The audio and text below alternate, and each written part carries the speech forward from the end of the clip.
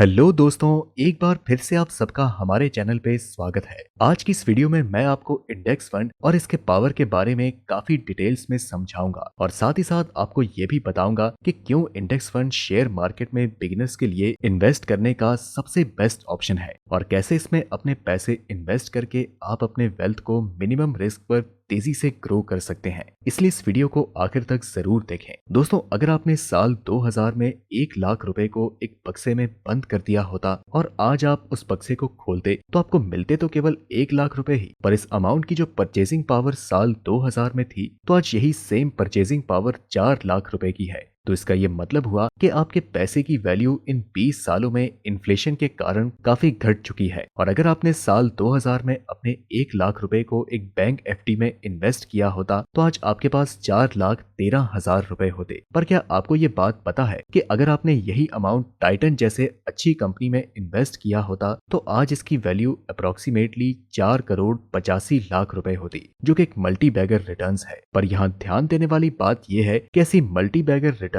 देने वाली कंपनियों को ढूंढ पाना काफी मुश्किल का काम होता है। आपको सीखना होता है कि स्टॉक मार्केट क्या होता है, कैसे काम करता है, फिर आपको एक अच्छी कंपनी ढूंढनी होती है जिसमें कि आपको लॉन्ग टर्म के लिए इन्वेस्ट करना होता है, तब कहीं जाकर आपको मल्टी बैगर रिटर्न्स मिलते हैं। पर काफी लोग ऐसे हैं जो स्टॉक्स में इन्वेस्ट तो करना चाहते हैं पर वो अपने काम में बहुत ही ज्यादा बिजी रहते हैं और उनके पास स्टॉक मार्केट को सीखने का समय ही नहीं होता है। तो ऐसे में इन लोगों के लिए और इन्वेस्टिंग की जर्नी में बिगिनर्स के लिए सबसे अच्छा तरीका है इंडेक्सेस में इन्वेस्ट करना। जैसे कि आप जानते हैं कि इंडिया में मुख्य रूप से 2 इंडेक्सेस हैं। एक है सेंसेक्स जिसमें इंडिया की टॉप 30 कंपनीज लिस्टेड हैं और निफ्टी 50 जिसमें कि इंडिया की टॉप 50 कंपनीज लिस्टेड हैं। इन दोनों इंडेक्स के कारण हमें ये पता चल जाता है कि ओवरऑल मार्केट की क्या परफॉर्मेंस चल रही है, जिससे कि हम ये जान पाते हैं कि मार्केट ऊपर जा रहा है या नीचे। तो अगर आप इन इंडेक्सेस में यानी कि सेंसेक्स और निफ्टी में इन्वेस्ट करते हो तो इनके थ्रू आप भारत की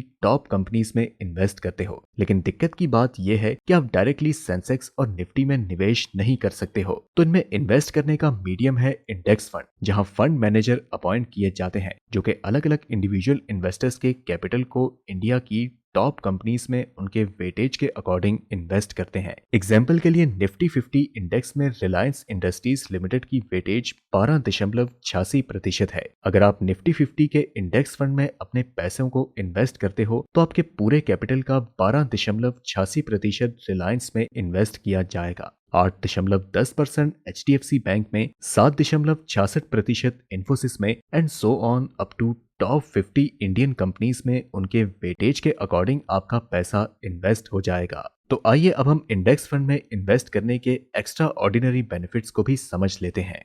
सबसे पहला बेनिफिट है कि आपका पैसा हमेशा इंडिया की टॉप कंपनीज में ही इन्वेस्टेड रहेगा। एग्जाम्पल के लिए अगर निफ्टी 50 की टॉप 50 कंपनीज में कोई भी पर्टिकुलर कंपनी अपने बिजनेस में अच्छा परफॉर्म नहीं करती है और वो लॉस में जाने लगती है तो उस कंपनी को निफ्टी 50 से बाहर निकाल दिया जाएगा। और निफ्टी नेक्स्ट 50 जिसमें इंडिया की टॉप 50 से 100 कंपनीज आती हैं तो इसमें से जो सबसे टॉप पर है उसे निफ्टी 50 में इंक्लूड कर दिया जाएगा और ये अपडेशन हर 6 महीनों में होती रहती है। इसलिए जब भी कोई कंपनी निफ्टी से आउट होती है तो फंड मैनेजर उस कंपनी से आपके पैसों को निकाल कर उसमें इन्वेस्ट कर देता है जो निफ्टी 50 में उस कंपनी की जगह लिस्ट होगी जिसे बाहर निकाल दिया गया था। तो इसलिए आपका पैसा हमेशा इंडिया की टॉप कंपनीज में ही इन्वेस्टेड रहेगा। दूसरा बेनिफिट है पावर ऑफ कंपाउंडिंग। दोस्तों, अगर आप इन्वेस्टिंग के थ्रू वेल्थ जनरेट करना चाहते हो तो आपको पावर ऑफ कंपाउंडिंग के बारे में पता होना ही चाहिए और इसके बारे में मैंने इस वीडियो में डिस्कस किया है जिसे आप आई बटन पर क्लिक करके देख सकते हो। अब आइए ये समझ लेते हैं कि इंडेक्स फंड में कंपाउंडिंग कैसे काम करती है। तो अगर आप सेंसेक्स के इस चार्ट में 20 साल पीछे जाएंगे तो आप देख सकते हैं कि ये 3,500 पर था और आज ये 53,000 के आसपास चल रहा है, जिसका ये मतलब हुआ कि सेंसेक्स ने पिछले 20 सालों में पर ईयर अप्रोक्सीमेटली 15% का कंपाउंडेड रिटर्न दिया है। यानी कि अगर आपने साल 2002 में सेंसेक्स के इंडेक्स फंड में 1 लाख रुपए इन्वेस्ट करके छोड़ दिया होता तो आज इसकी वैल्यू 16.37 लाख होती और अगर आपने 10 लाख रुपए इन्वेस्ट किए होते तो आज आपके पास 1.64 करोड़ रुपए होते। और अगर आपने इसमें साल 2002 से आज तक हर महीने 2000 रुपए की SIP की होती तो आज इसकी इन्वेस्टमेंट वैल्यू 30.32 लाख होती, जहां आपकी टोटल अर्निंग हुई 25.52 लाख और इन 20 सालों में आपने टोटल अमाउंट डिपॉजिट किया मात्र 4.8 लाख रुपए। तो इसे ही कहते हैं मैजिक ऑफ इंडेक्स फंड, जो कि लॉन्ग टर्म में कंपाउंडिंग की मदद से आपके लिए वेल्थ जनरेट करता है। अब बात करते हैं तीसरे बेनिफिट के बारे में, जो कि है लिक्विडिटी। दोस्तों, इस बात से तो आप भी एग्री करोगे कि दुनिया में किसी भी इन्वेस्टमेंट टूल में लिक्विडिटी का होना बहुत ही जरूरी होता है। लिक्विडिटी का सिंपल भाषा में ये मतलब है कि आसानी से इन्वेस्टमेंट में एंटर करना और आसानी से उस इन्वेस्टमेंट से बाहर निकल जाना। तो पॉइंट ये है कि स्टॉक मार्केट के अलावा पूरी दुनिया में एक रियल एस्टेट ही एक ऐसा इन्वेस्टमेंट टूल है जो आपके लिए वेल्थ जनरेट कर सकता है। पर यहाँ लिक्विडिटी हमेशा नहीं होती। किसी अच्छे रियल एस्टेट प्रॉपर्टी में इन्वेस्ट करने के लिए पहले उसे ढूंढना पड़ता है, जो कि काफी मेहनत भरा काम है। और फिर जब आप एक बार रियल एस्टेट के इन्वेस्टमेंट में एंट्री करते हो तो आपको अच्छे रिटर्न्स कमाने के लिए उसे लॉन्ग टर्म के लिए होल्ड करना होता है। जैसे कि मान लें कि आपने 20 साल पहले किसी प्रॉपर्टी को 10 लाख रुपए में खरीदा था और आज 2022 में इसकी वैल्यू 1.5 करोड़ रुपए हो चुकी है और अब आप इसे बेचकर इस अमाउंट को हासिल करना चाहते हैं, पर आपको कोई ऐसा सेलर मिल ही नहीं रहा जो कि आपको आपकी इस प्रॉपर्टी के लिए 1.5 करोड़ रुपए दे सके। इसलिए आपको इसे और देर तक होल्ड करना होगा जब तक कि आपको कोई ऐसा सेलर ना मिल जाए जो कि इतने रुपए दे सकता हो।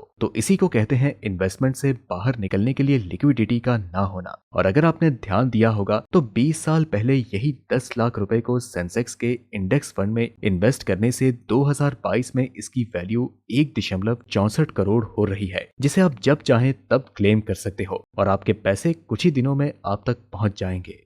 अब चौथा बेनिफिट है कि इंडेक्स फंड में आपका पैसा ग्रो होगा ही होगा। और कैसे होगा, आइए जानते हैं। अगर मैं आपसे ये क्वेश्चन पूछूं कि क्या इंडिया की इकोनॉमी ने ग्रो किया है या कर रही है या करेगी, तो आप इसका क्या जवाब देंगे, हमें कमेंट में जरूर बताएं। अब आइए मैं आपको कुछ दिखाता हूं। तो आप यहाँ पर सेंसेक्स और निफ्टी के ग्राफ को देख सकते हैं कि ये अपने बढ़ते पॉइंट्स के साथ ये भी शो कर रहा है कि इंडिया की इकोनॉमी ने तब से लेकर आज तक कितना ग्रो किया है। और ये बात भी सच है कि इंडिया की इकोनॉमी इसी प्रकार आगे भी ग्रो करती ही रहेगी। इसलिए इंडेक्स फंड में इन्वेस्ट करने से आपकी इन्वेस्टमेंट वैल्यू भी ग्रो होगी। तो अब चलते हैं टिकट टेप की वेबसाइट पर, जहां मैंने केवल इंडेक्स फंड लिखकर सर्च किया तो 39 तरह के इंडेक्स म्यूचुअल फंड शो हो रहे हैं। तो नीचे के ये सब जो म्यूचुअल फंड हैं, जैसे कि Kotak Nifty, next 50 index fund, UTI Nifty mid cap 150 quality 50 index fund, तो ये सब इंडिया की टॉप 50 कंपनीज के बाद जो कंपनीज है ना, उसमें इन्वेस्ट करती हैं।